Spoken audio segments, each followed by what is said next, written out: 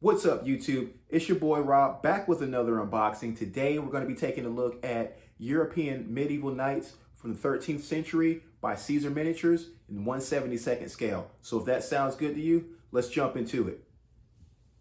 All right, here we are at the table, and we're going to do one of my favorite things to do with box openings, and that is critique the art. So I'm going to bring the box in closer. The first thing I'm going to notice, and you will too, is that the image is low resolution. It's really grainy, not very sharp at all. As far as the illustration on the box, it's a little amateurish. The just proportions are kind of wrong here. They're a little bit through there. It's just, I mean, you can kind of see flaws throughout the artwork. It's probably way better than something I can do, but still, since I'm just critiquing the artwork, I want to kind of just hit it where I can. It reminds me of something you would have, like, you know, you got that friend that can draw really well. He's not like a professional artist, but he draws better than any of your other friends. So you get him to do artwork for you, you know, draw your D&D character or something. So it kind of reminds me of something like that, or the skill level. Moving on, this box is by Caesar Miniatures. Now, I do have another set from Caesar. I think I actually have like 2 or 3 sets from Caesar. One that I can remember right now off the top of my head was the U.S. Infantry. That box was really good. I liked it a lot, and the poses were varied. It had good detail on the models, so I'm hoping for the same thing from this box. We got the figure count down here, which is 34, telling you it's in 1/72nd as well. I would have liked for them to tell me how many poses I was going to get. Really nothing to look at on the back. I like Redbox and how they actually put the images of the models that you're going to be getting in the box. They show you all the poses at least. And that's really good. You know, I know we're not going to see this on a store shelf, but it's still nice to see that. All this information is kind of lost for me. Don't really care about any of it. But let's go ahead and get to the best part, and that's opening this box up for you guys. So while I'm getting these models out, I'm actually excited that I have these because now I can finally get a game of Utamir, which is a game by, let's bring the book in. Let's do a guest appearance here. So, Jamie Gordon. I've had this book for at least a year, maybe even 2, I think, at this point, and have not played a single game of it. I've got some characters to represent the group in the Middle East, but I didn't have anything for the Crusaders. So now I've got some Crusaders. Let's open this up. So these guys are not going to be on the sprue, so we're going to have a time trying to figure out how many poses we have out of these 32 models. Come on, get out of there. All right, so what I'll do is we'll pull a few up here.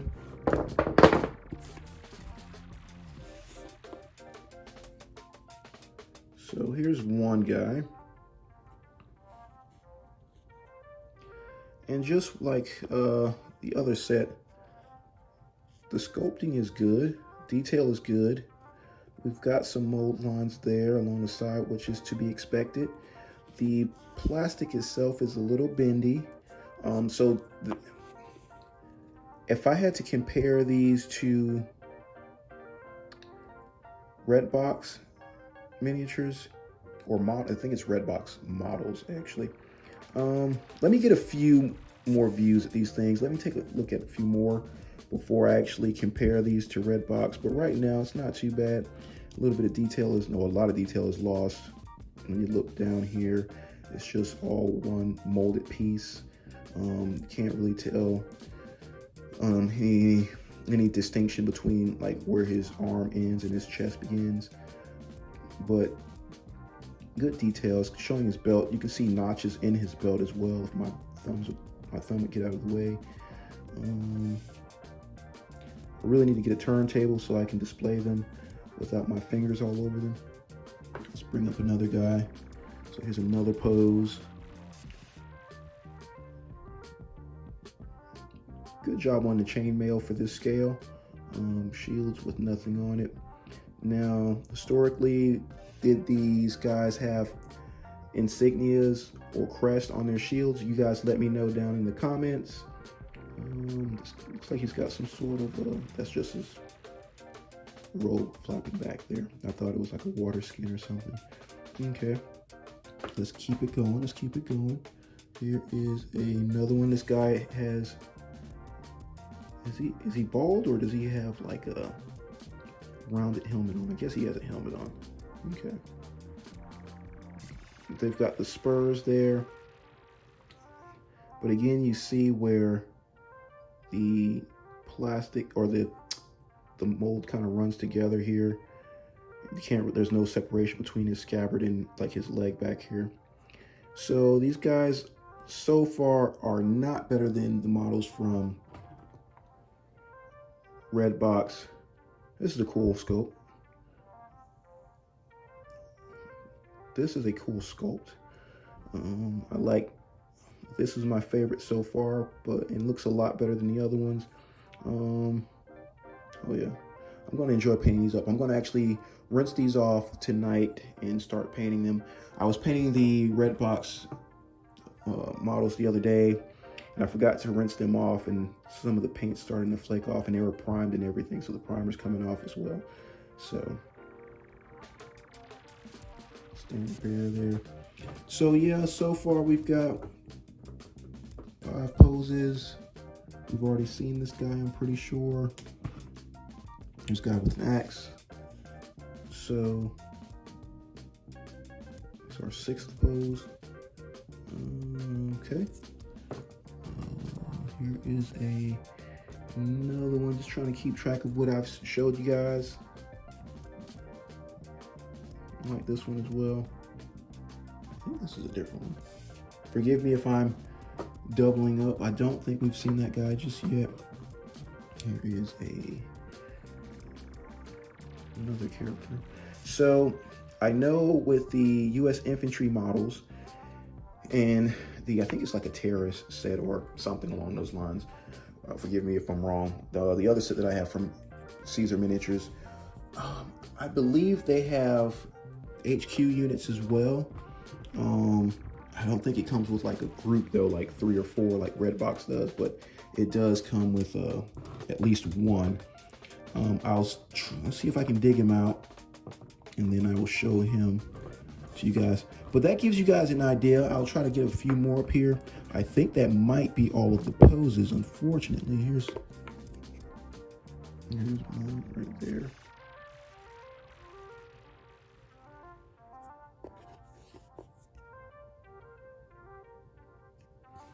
Okay. There we go. Here is another one we haven't seen. I actually like this one too.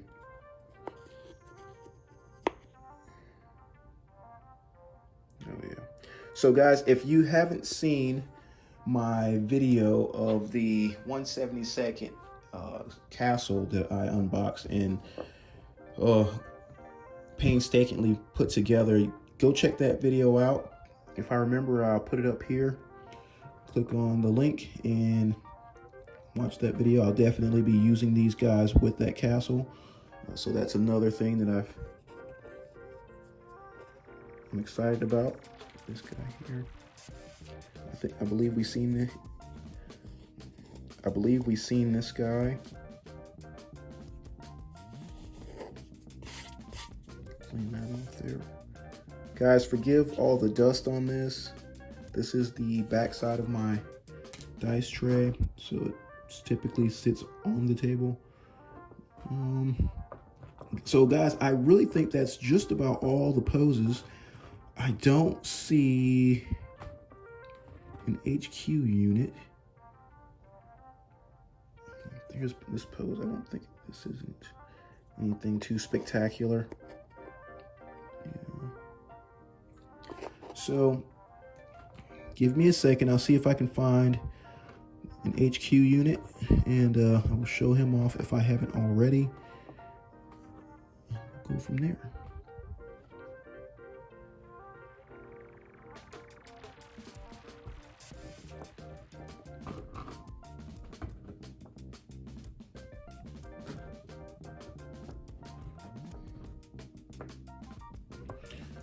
All right, guys, so that's the box.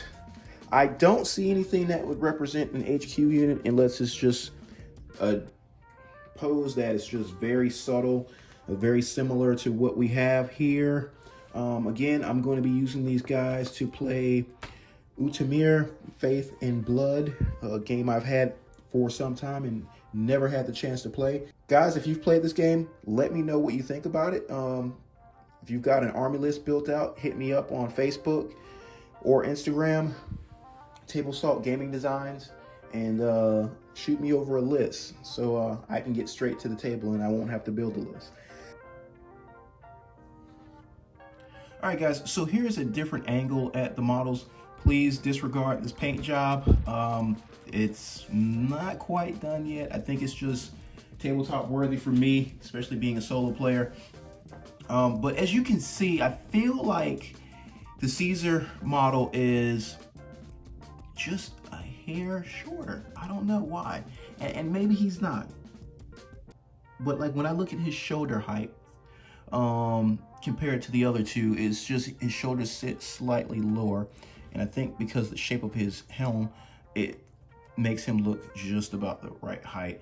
And I know the puddle base he's standing on may be a slight thinner, but I think all in all, when putting these models side by side, I think they'll fare well.